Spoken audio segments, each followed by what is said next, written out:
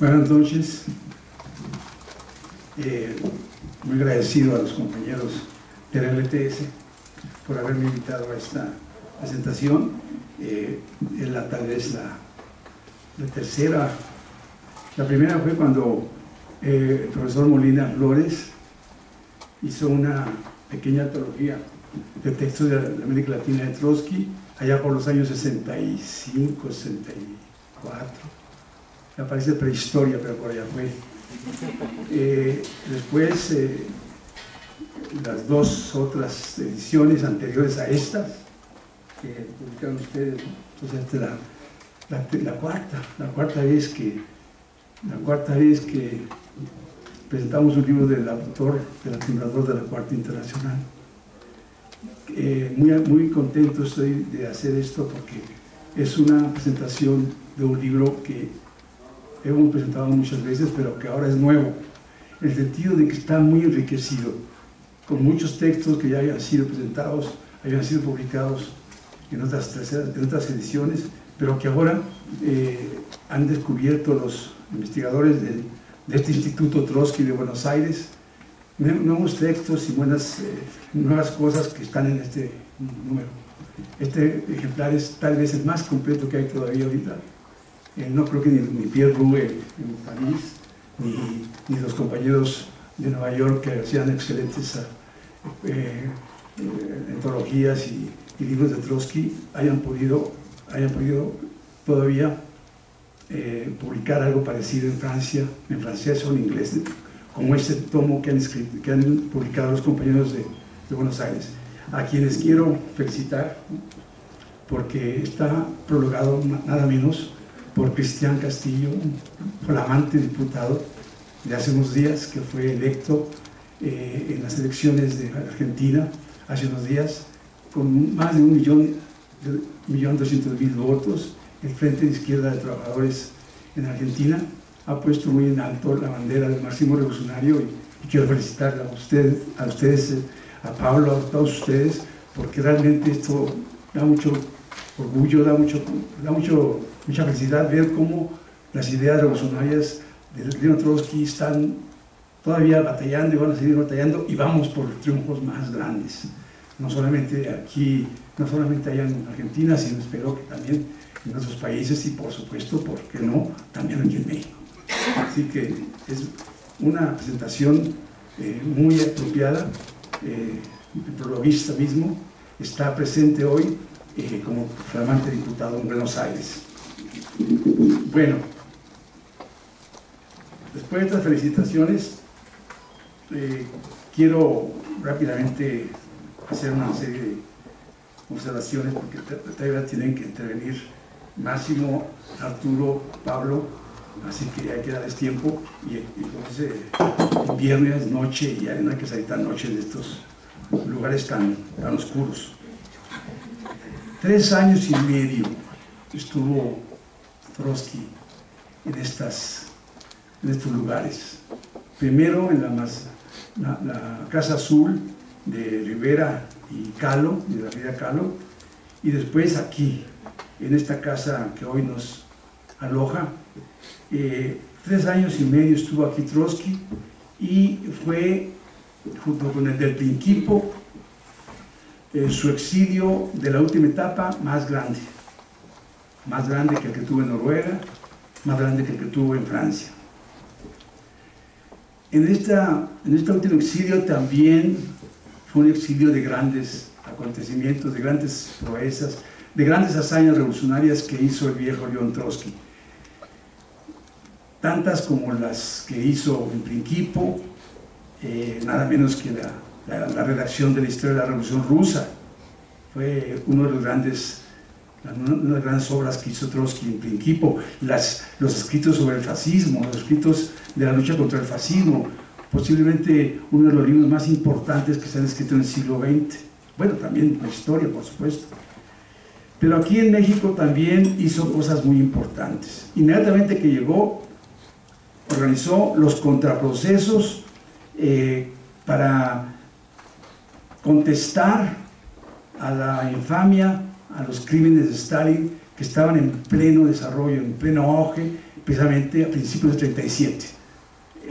Cuando llega Trotsky a México estaba el segundo proceso de Moscú en pleno auge,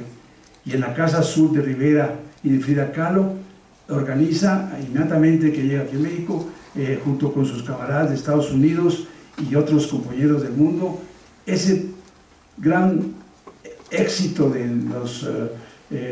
tribunales no institucionales que se inauguraron precisamente con ese proceso de Trotsky, aquí en esta casa, no, fue en la Casa Azul, en la de Frida Kahlo y Rivera, se inauguró ese proceso para contestarle a Stalin y a todos los stalinistas de que esos procesos de Moscú de los años 36, 37 eran amañados, eran un fraude. Y John Dewey, el filósofo norteamericano que estuvo aquí presidiendo esos procesos, esas sesiones,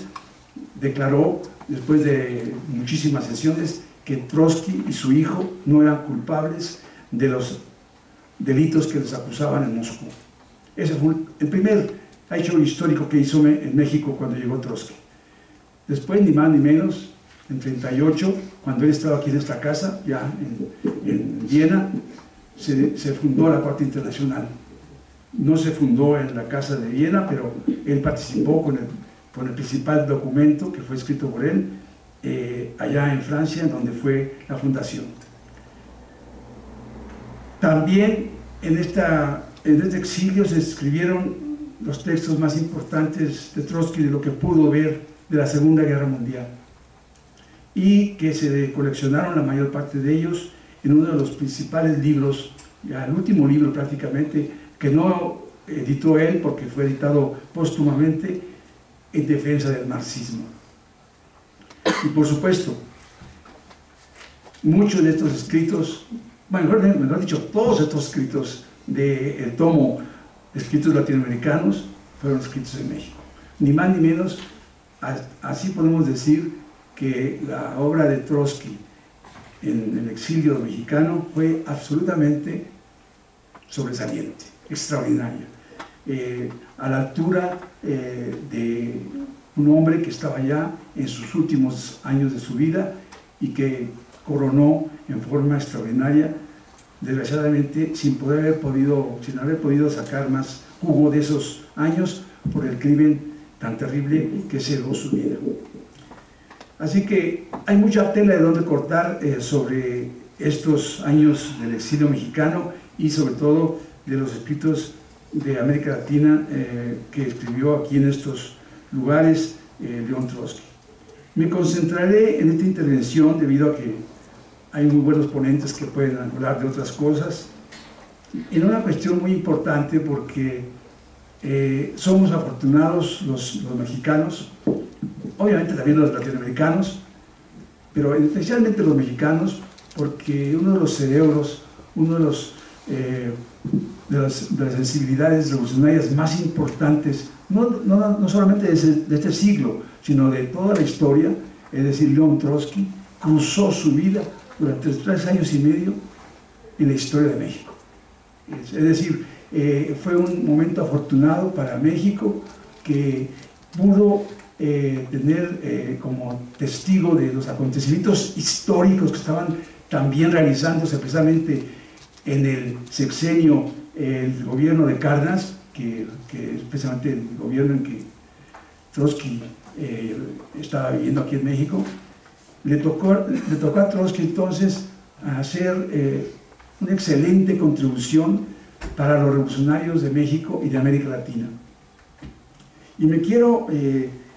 concentrar en una de las cuestiones más polémicas y más famosas de sus escritos sobre México, que después tuvieron una gran repercusión en América Latina, pero también en todas partes, en todo el mundo. Me refiero a la fórmula famosa, como define al gobierno de Cárdenas Trotsky, en un pequeño escrito sobre las industrias nacionalizadas, cuando llama al gobierno de Trotsky, al gobierno de Cárdenas,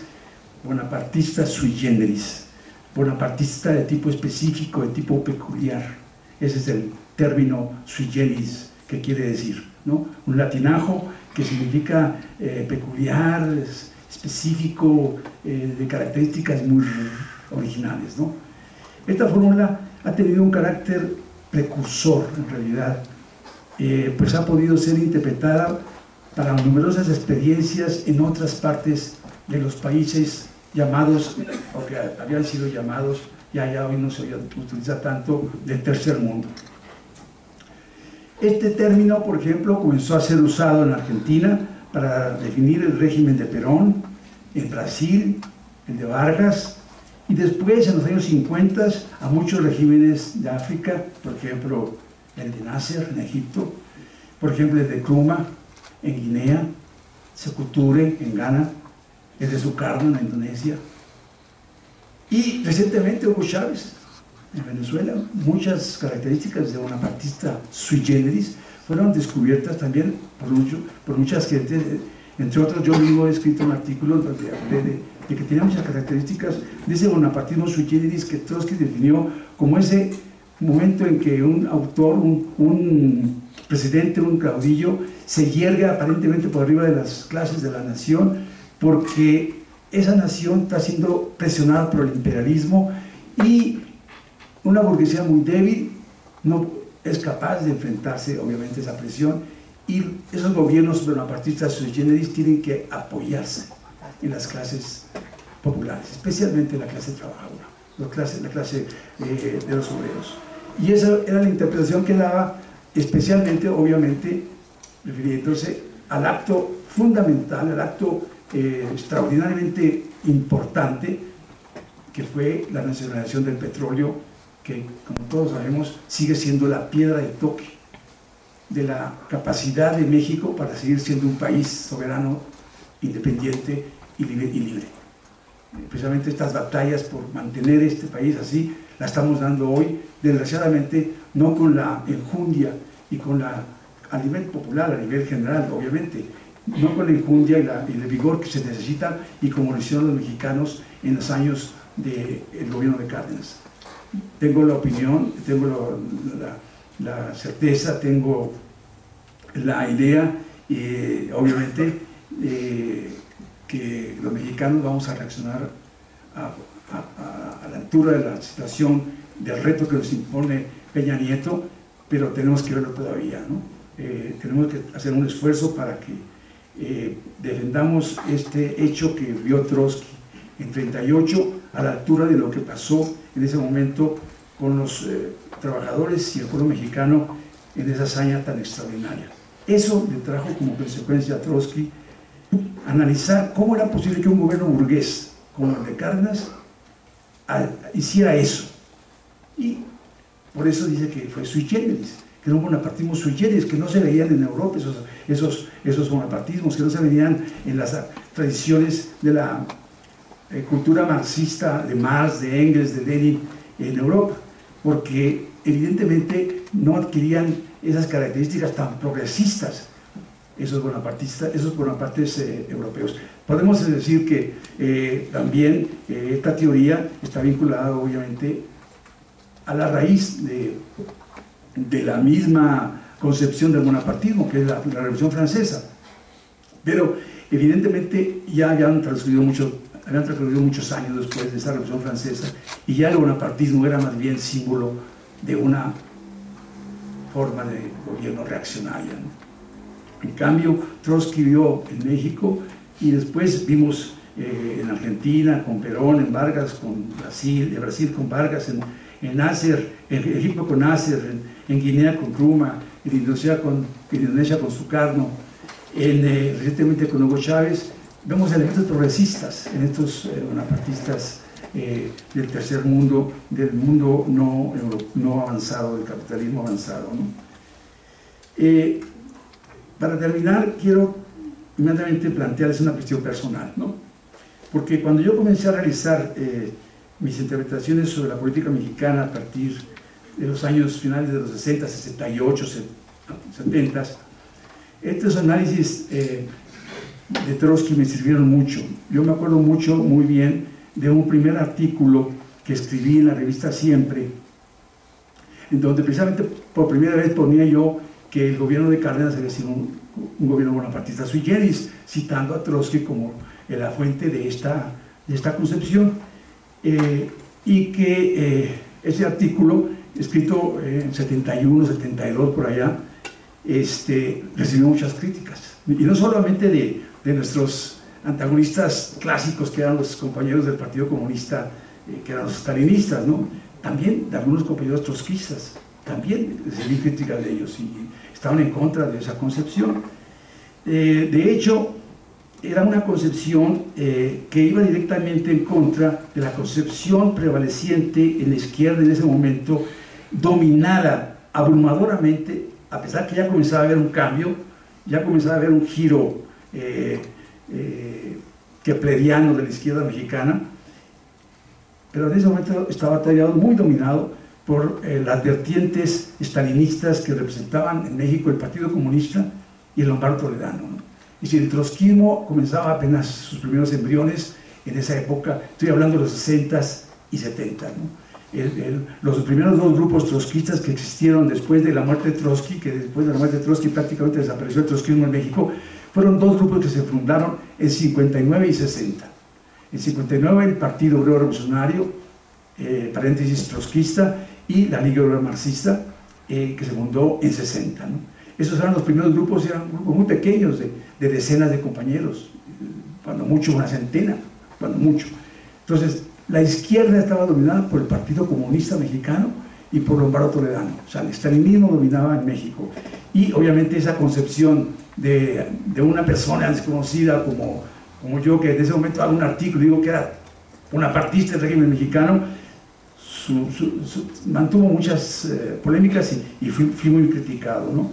Para la mayoría de la izquierda, en México había un gobierno nacionalista con sectores antiimperialistas, y inclusive Lombardo Toledano había teorizado hasta el extremo de decir que la concepción estalinista del gobierno mexicano consideraba que estaba inserta dentro del propio proceso de la Revolución Mexicana el camino al socialismo en México. Este tipo de concepciones, por supuesto, no teníamos por qué aceptarlas, y a través, según Lombardo Toledano, de la profundización consecuente de los gobiernos priistas, se podía lograr llegar a un régimen socialista, o sea, al socialismo a través de la Revolución Mexicana. Solamente una persona, en este caso, a partir de lo que comenzamos nosotros como grupo trotskista en esa época, solamente un compañero en ese momento que no era trotskista, José Revueltas, desde los años 50 comenzó a elaborar y abrir camino por otros campos diferentes a los estalinistas. Y con esto quiero terminar. En 1957, José Revueltas publicó un folleto extraordinario, conocido por muy pocos compañeros, editado en una situación totalmente de marginación prácticamente absoluta, llamado Democracia Bárbara. México, una democracia bárbara, en donde analizaban la situación política de México con motivo de la asociación presidencial que iba a tener lugar en esos días de López Mateos, o sea, de Ruiz Cortines a López Mateos. En este libro, por primera vez, se puede decir, era la interpretación más cercana a lo que podemos decir ahora es la concepción que era del priismo no democrático, el priismo de carácter fachada democrática, pero en realidad profundamente autoritario, y en la práctica todavía con elementos bonapartistas como los había descrito Trotsky desde el 38. Allí en este libro Revueltas hace una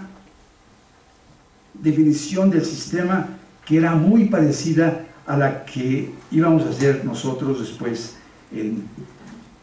nuestros textos. En la introducción que hace ya después del 68, Revueltas, de su libro, de la edición que posteriormente se hizo de su libro, decía él, El Estado mexicano, a través de numerosas vicisitudes internas y extremas, se ha ido afinando cada vez más hasta llegar a su máxima expresión contemporánea como Estado ideológico total y totalizador. El compuesto social en que el Estado mexicano arraiga dentro de una magnitud circunstancialmente variable, lo construyen las clases sociales sin que deje por ello de ser un estado de la burguesía que encuentra su sostén más vigoroso precisamente en las grandes masas domesticadas de la clase obrera, de los campesinos y las clases medias. El secreto de esta dominación total no se encuentra en otra parte que en la total manipulación por el Estado del total de las relaciones sociales, o dicho de otro modo, así como el pueblo mexicano afirma que el pulque solo le falta un grado para convertirse en carne, el Estado de México solo le falta un grado para ser fascista. En suma, este es el mecanismo con el que funciona la democracia bárbara en México, la democracia ideal, puramente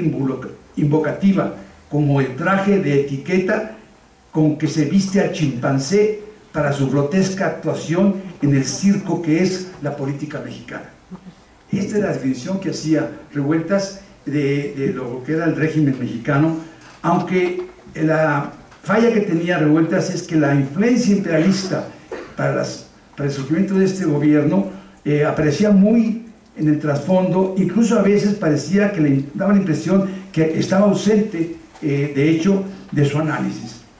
Pero debemos entender que a partir de 1920 en adelante, Washington entendió perfectamente la peculiaridad del gobierno que había surgido de la Revolución Mexicana, y especialmente durante la época de Roosevelt, cuando se dio cuenta que lo mejor para Washington era dejar que la familia revolucionaria, como se le llamaba al PRI en esa época, gobernara sin la directa presión de Washington sobre el PRI gobierno. Y así podemos explicarnos por qué Revueltas insistía tanto en la cuestión solamente interna para explicar el surgimiento del gobierno mexicano. Esta concepción de un Estado muy por arriba de la sociedad, con una capacidad de ejercicio de autonomía relativa muy grande e independencia con respecto a sus propios jefes, que eran los propios burgueses, porque como ustedes oyeron, claramente Revueltas dice que a pesar de esta aparente barbarie del Estado, es un Estado burgués, ¿no? Esta concepción era muy parecida a la que podemos después desarrollar nosotros, ¿no? A partir del 62-63, Revueltas y un grupo de nosotros comenzamos a tener cada vez más convergencias y más amistades, y pudimos elaborar y pudimos platicar y tener intercambios políticos sobre la cuestión muy exitosos. De hecho, Revueltas sale después del 68 es puesto en la cárcel, sale muy enfermo, prácticamente ya incurable, y sale en 71, en 76 muere, ya después de estar muy enfermo. Ya en los últimos 5 años no pudo hacer muchas de las cosas que tenía pensado. Yo, una vez que fui en su casa en 74, 75, antes de su muerte, vi que tenía un cartón con todas las tareas que él quería hacer para escribir, actuar, asistir a reuniones, etc. No hizo ya eso porque estaba muy enfermo. Pero de hecho, y con esto termino, Revueltas fue un gran marxista revolucionario que nos ayudó mucho desde el punto de vista político para que surgiéramos en los años 70 como un movimiento con más fuerza, con más personalidad, y sobre todo bajo la legitimidad de un proceso de acciones revolucionarias y de acciones también teóricas e ideológicas que tenían profundas raíces en la vida de la izquierda mexicana, y a partir de los años 60 y 70 ya no fue la izquierda mexicana un monopolio de los grupos estalinistas, de las corrientes lombardistas y del PES mexicano. Muchas gracias.